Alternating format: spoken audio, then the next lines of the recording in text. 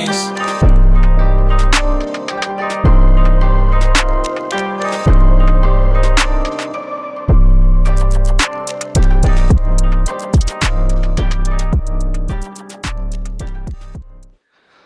Salut l'ami. Depuis que j'ai commencé cette chaîne, j'ai eu l'occasion d'avoir des pièces assez exceptionnelles entre mes mains. Que ça soit en acier, en alu ou même en laiton, j'ai eu la chance et l'opportunité de prendre en main des composants de rêve. Ce qu'on appelle plus communément les pièces de dentiste. Mais du fait de mon gabarit, j'ai toujours été un peu distant avec les pièces en carbone.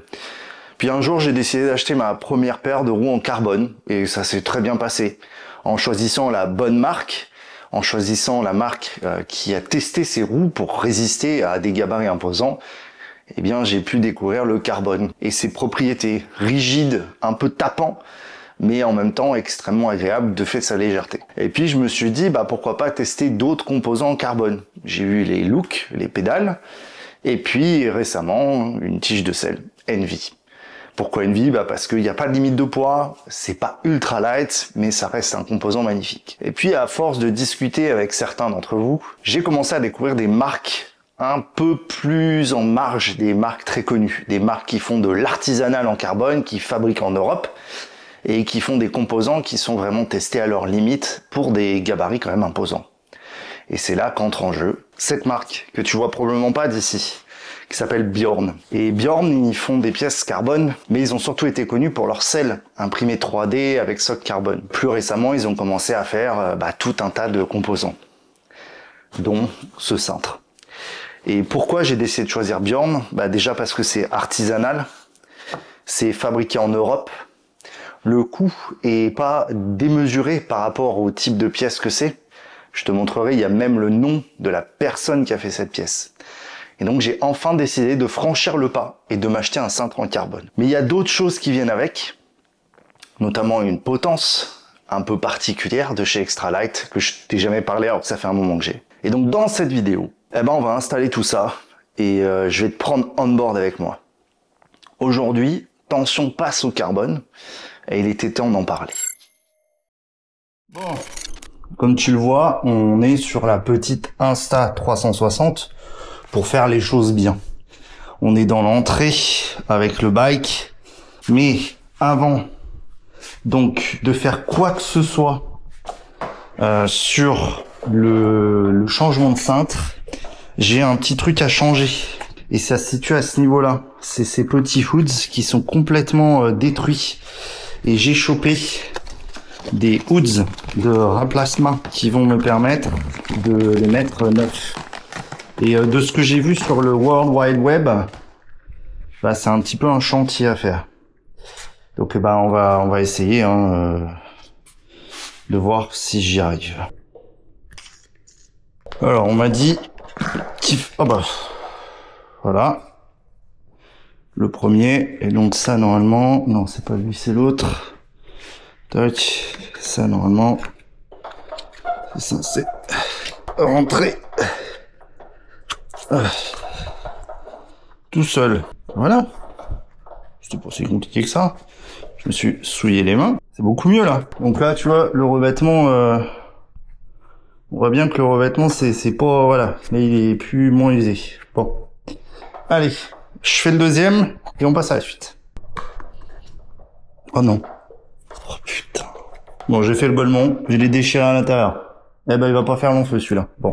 Bon, ça c'est con, je l'ai déjà déchiré. Nickel SRAM, très très bonne qualité.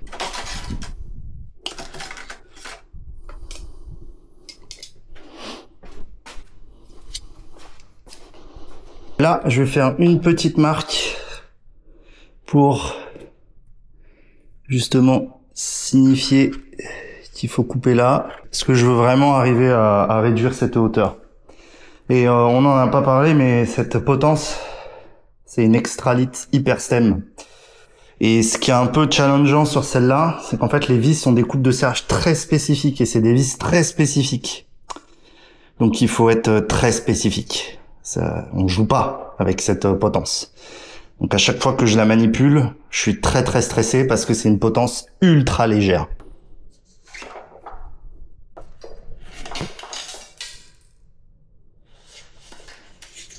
Alors, fourche c'est fait. J'ai recoupé la fourche. J'ai testé de mettre une gaine compressionless, ça passe. Donc maintenant, on s'attaque au cintre. Alors j'ai commencé à enlever le support compteur. Oh, putain, je suis dégoûté parce que j'ai dû remettre l'ancien. Parce que le nouveau, voilà. Donc il faut que je recommande un. Voilà, nickel. Que du plaisir. Je vais maintenant défaire la hyperstem. Alors la hyperstem, c'est vraiment des processus. Alors pour le desserrage, ça devrait aller. Je vais y aller vraiment light. Il faut savoir que cette potence, si tu connais pas Extra Light, c'est très léger, comme le nom l'indique. Mais surtout, comme tout élément très léger, c'est extrêmement fragile. Déjà, les vis en T15 doivent te mettre sur la piste. Parce que le T15, bah, c'est pas donné à tout le monde. Et c'est, enfin, voilà, c'est vraiment c'est extrêmement qualitatif et extrêmement fragile. Voilà, déjà, je te laisse entrevoir l'épaisseur de matériaux qu'il y a. Il y a rien. Ça, c'est en général un signe que c'est de la pièce. Voilà, faut y faire très attention.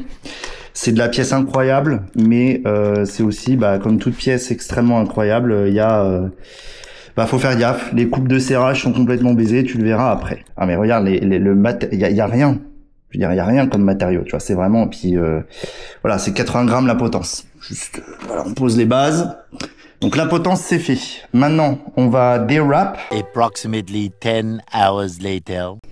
Voilà, tout est démonté. Donc ça, c'est le cintre Cinelli Boss que j'aime beaucoup parce qu'il a un reach très très court et un drop assez court. Et puis la partie supérieure est plane. Voilà. Ce cintre là, il est en 42 de large et il fait 300 grammes. Voilà.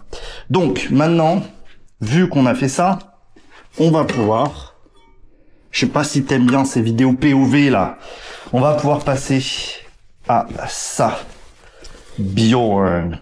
Et on va pas se le cacher, déjà livré dans une petite pouch. Voilà. Donc, alors attends, la petite pouch du Seigneur, voilà, qui va encore me servir de sacoche de bikepacking. Non, je déconne, j'en sais rien. Donc voici le Bjorn Roule en 42 de large. Alors il a un poil plus de reach. Ici on est à 5 mm de plus. Et le drop aussi un peu plus important. Mais j'aime bien cette forme un peu ergo. Et c'est un 42 aussi. Et comme tu le vois, voilà, c'est pas déconnant. Il y a en plus le passage interne avec la sortie ici. Donc je vais me faire un cul à tout faire ça. Et la petite carte du Seigneur, parce que on sait qu'il a fait Roule R42 ABC fait par Vasily. Et alors le petit détail qui tue tout, c'est que c'est ABC. Bjorn, ils utilisent des codifications pour les passages internes. Et là en fait ABC, ça veut dire que tu as tous les passages, donc tu peux passer vraiment full interne, semi-interne, etc. Alors la question c'est, est-ce que il est routé? Je ne pense pas.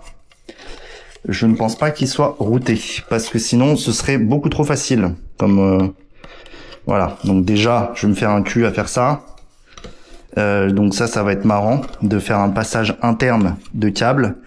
Alors pour faire les passages internes, plusieurs techniques. On va, je pense, utiliser la technique du câble. Donc on va venir passer un câble, je pense, soit par là, voir si ça ressort direct, soit par ici et essayer de l'attraper au vol. Et voilà. Tadam. Voilà. Donc là, on a fait la première étape. Alors, je sais, on peut utiliser un aimant. C'est beaucoup plus sympa et tout. Mais moi, je fais pas ça comme ça. Donc là, ensuite, moi, j'utilise... Alors, normalement, je le sais, c'est fait pour les freins hydro. Donc forcément, bah, moi, je me mets des challenges. Donc là, on va passer ça là-dedans. Là, on va essayer de le... Voilà. Et là, donc là, normalement, la technique, c'est... Voilà. Et là, il est ressorti. Et comme ça, après, ça ira direct, normalement, dans... Voilà. Dans la potence. Enfin, dans le... Voilà. Tu m'as compris. Ah, donc ensuite, on peut retirer ça. Tac. On va venir retirer ça. Et là, tu vois qu'il y a un problème. Je t'ai pas mis dans le bon sens. C'est là. Ah, voilà. Cette fois, c'est de mon côté. Ah, punaise. Je te jure. Quel gogol. Ça, je l'avais mis à l'anglaise. Voilà. Comme moi, je monte des vélos et tout, là. C'est pas possible. Il y a plusieurs questions, il y a plusieurs choses. Bon, déjà, il va falloir que j'installe le frein, parce qu'il va falloir que je route tout ça, bon, blabla.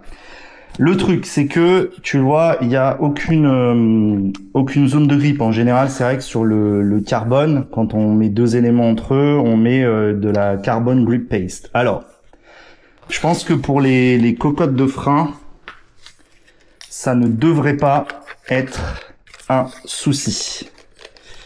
Voilà, parce que tout simplement, ça devrait pas être un souci, voilà.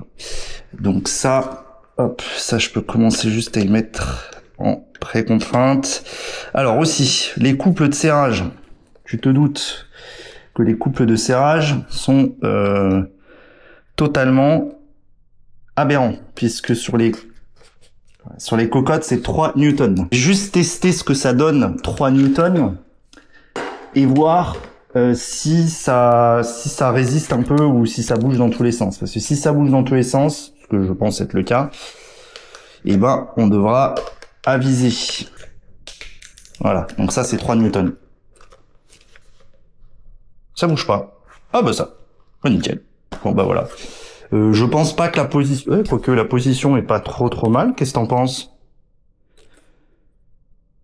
Ok. Je vais faire passer tout ça là-dedans. Je vais redesserrer. Parce qu'en fait, je t'explique. Vu qu'on met deux types de gaines, tu vois, on met une gaine souple et une gaine rigide. Il faut que les gaines se rejoignent quelque part. Tu t'en rends compte, voilà. Il faut déjà tout préinstaller. Et ça, c'est vrai que c'est un peu compliqué. Enfin, c'est un peu chiant. Je vais pas être cachant avec toi. C'est très chiant. Et ça me casse les roupinettes d'avance. Je pense qu'on est bien. Je me laisse un peu de marge. Je vais juste laisser cette cocotte là pour l'instant. L'autre, de toute façon, c'est un demi. Donc, on n'est pas pressé de la mettre. Donc ça, c'est la première étape. On va venir glisser le câble renforcé là dans la fourche. Et vu que c'est un passage classique, voilà. Mais je vais venir le recouper. Parce que je trouve que là, c'est pas très beau. Voilà. Alors c'est le problème des câbles comme ça, tu vois, des trucs renforcés comme ça. C'est un peu galère. Ensuite, on va venir lui refaire l'oignon. Voilà, s'il veut bien. Tac.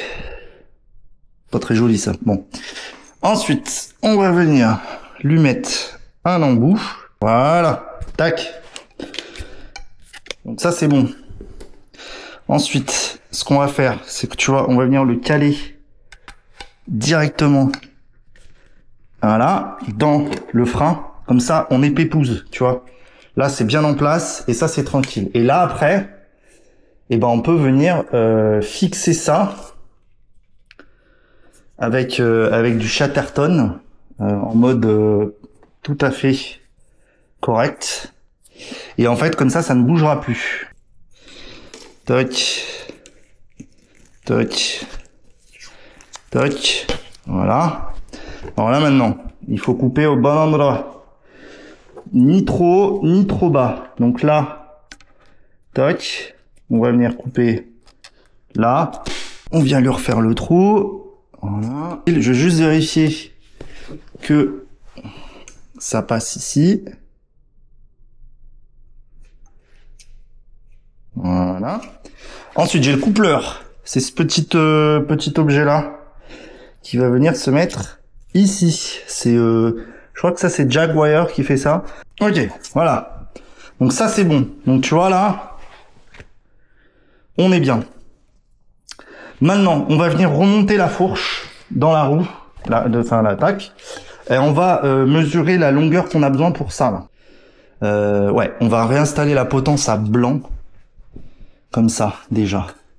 Alors là, on va rentrer dans un truc un peu particulier, parce que pour installer la potence, il faut Tac. Donc là, on va essayer de venir la remettre à peu près au milieu. Des particularités de cette potence, comme je te l'ai dit, c'est qu'elle est très fragile. Une des autres particularités, c'est qu'il faut d'abord venir visser le haut à fond et ensuite le bas. Essayer de le centrer, de la mettre comme il faut quand même, un minimum, tu vois. Qu'on fasse pas les salles, tu vois. Parce que là, voilà. Non, c'est bon, en fait, j'ai bien fait le truc. C'est assez incroyable la qualité de fabrication. Donc là, en fait, on va venir juste faire ça. Toc. En gros, tu viens serrer la vis du haut à fond.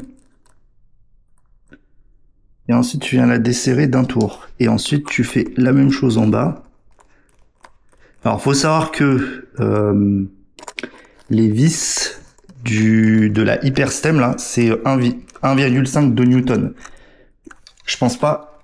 Et franchement, ça bouge pas. Il y a vraiment pas besoin de mettre beaucoup de couple. Ça, c'est génial. Ça, c'est flippant et génial. Bon. Donc ça, c'est fait. Mama, qu'est-ce que c'est beau. Bon, je voulais éviter d'avoir à le prendre, mais en fait, je vais être obligé de prendre mon pied d'atelier. Parce que pour mettre la fourche, sinon, ça va pas être possible, tu vois. Tu comprends, mon cousin. Parce que ça demande une certaine maîtrise. Donc, on va prendre la bicyclette. Tac. Et on va venir la glisser. Ah, c'est une vidéo de canique à l'ancienne, hein. Le tension du passé et le retour. Mais ça fait plaisir, non? Qu'est-ce que t'en dis, mon cousin? La fourche, normalement, elle vient là. Dac. Donc, si on la fait rentrer comme ça,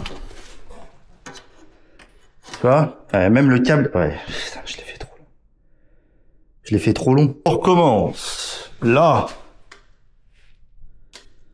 Donc, voilà. Là, c'est bon. Là, c'est bon. Ok. Ça me dit pas la longueur, frérot. Comment je vais faire ça? Ah, si. Je suis pas très malin, quand même. Je vais déjà passer ça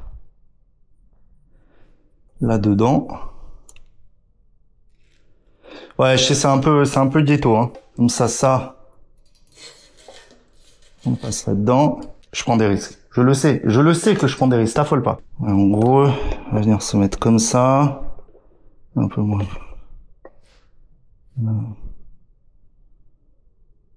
Voilà, à peu près. Je viens coupir ici. Je viens lui faire le trou. Tac. Je viens repasser ma gaine là-dedans. Là. Dac. Voilà. Ensuite, on va venir repasser ça là-dedans. Franchement, le passage interne de câble, c'est à la fois exceptionnellement satisfaisant et c'est chiant. Voilà. Donc là, ma mission, si je l'accepte, c'est de passer ça là-dedans. Maintenant, le tout, c'est de pas lâcher. Allez. Mon Dieu, que c'est chiant, putain. 3 hours later.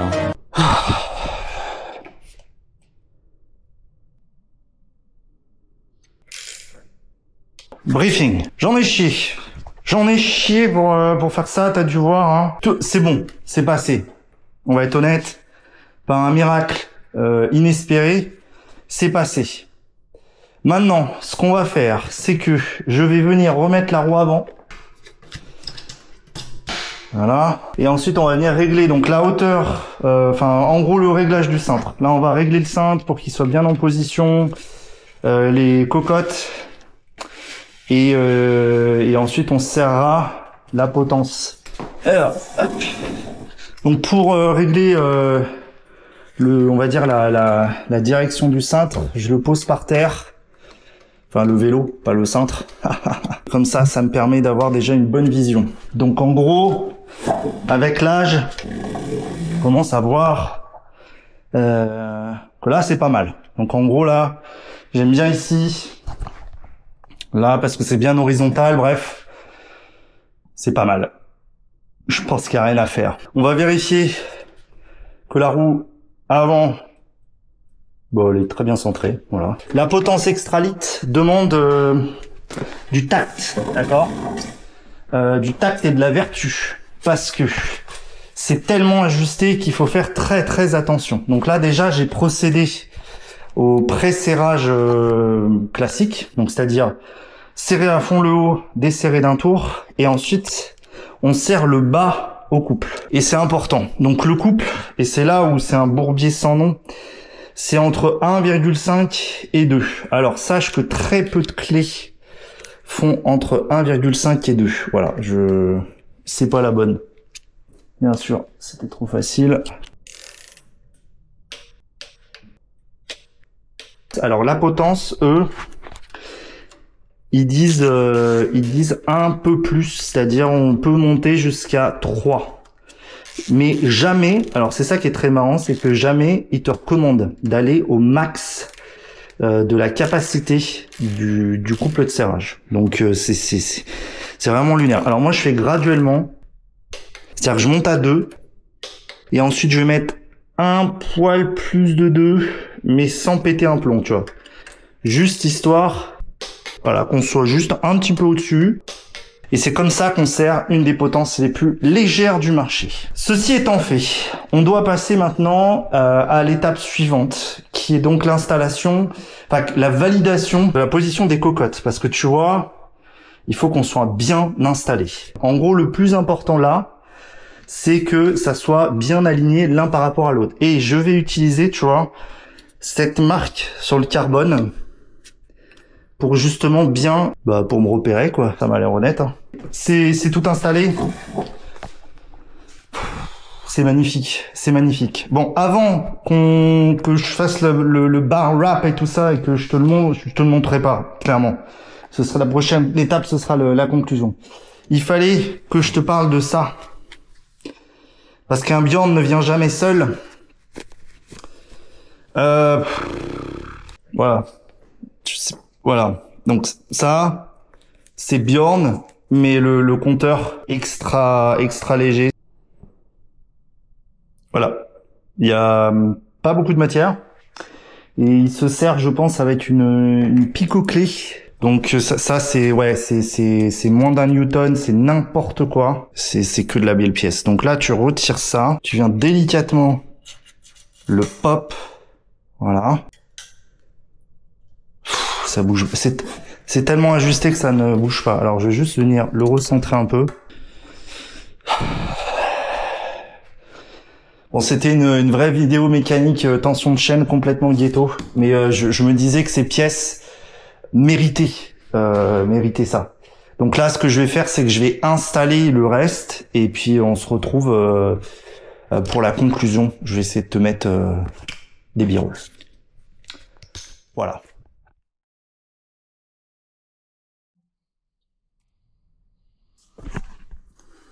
Bon bah on va sortir, hein. Faire un petit tour. Voilà. Quoi de mieux pour le tester que de faire un petit tour. Donc je vais essayer de te mettre on board et voilà. C'est parti.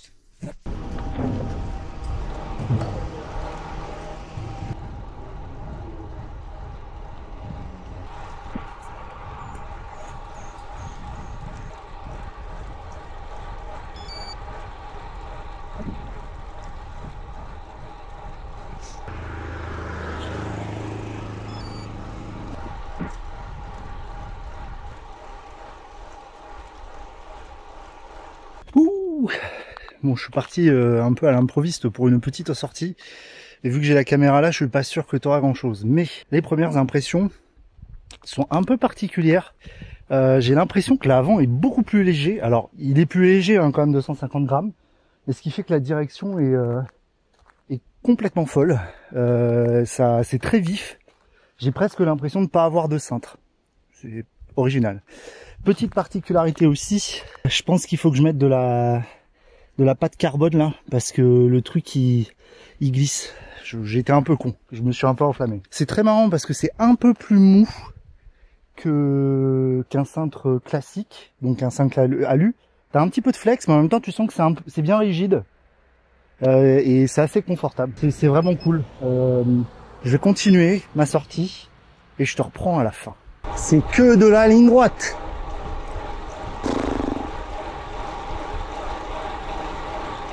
Boring. Bon, je me suis planté comme d'hab, hein. Là, j'essaye de revenir en arrière, la base. Mais franchement, bon kiff pour l'instant, très bon kiff.